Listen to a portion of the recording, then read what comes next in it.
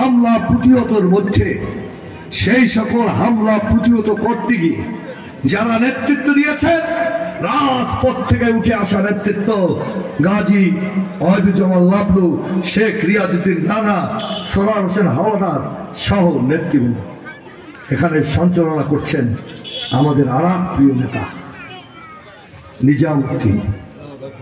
প্রিয় বন্ধুরা, প্রিয় উপস্থিতি, আপনারা বলতে পারেন দীর্ঘদিন আপনাদের সামনে এই খোলাখুলি আমরা আলাপ আলোচনা করতে পারিনি, যে ঠিক, কিন্তু আমরা আপনাদের কাছে এসেছি, কথা বলেছি, লড়াইয়ের জন্য প্রস্তুতি নিতে বলেছি। আপনারা লড়াইয়ের জন্য প্রস্তুতি নিয়েছেন বিধায় 17 বছর জেল জুলুম হুলিয়া রক্তাক্ত বাংলাদেশ, এদেশের মানুষের হারিয়ে যাওয়া বাংলাদেশ, শহীদ রাষ্ট্রপতি জিয়াউর রহমানের স্বাধীনতা ঘোষণার মধ্য দিয়ে যে বাংলাদেশ, সেই বাংলাদেশ হারিয়ে যেতে বসেছিল।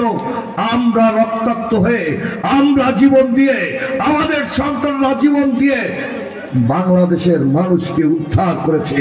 শেখ হাসিনা পালিয়ে গেছে, ঠিক কিনা? শেখ হাসিনাকে পালিয়ে যেতে হলো কেন? বাংলাদেশের সকল অর্থনীতি ধ্বংস করে দিয়েছে। আমার এই অঞ্চলের মা বোনরা এখনো গার্মেন্টসে চাকরি করেন। আপনারা জানেন শহীদ রাষ্ট্রপতি Ziaur Rahman back to back এলসির মাধ্যমে বাংলাদেশে সেই গার্মেন্ট শিল্পের বিকাশ ঘটিয়েছে। বিনা সুদে ব্যাংক ঋণ দিয়ে গার্মেন্ট শিল্পকে দাঁড়া করা হয়েছে।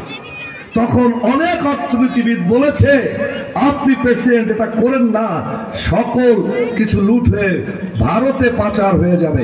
তিনি বলেছিলেন স্পষ্ট, বাংলাদেশের মানুষের কর্মসংস্থান হলে অন্যায় করবে না।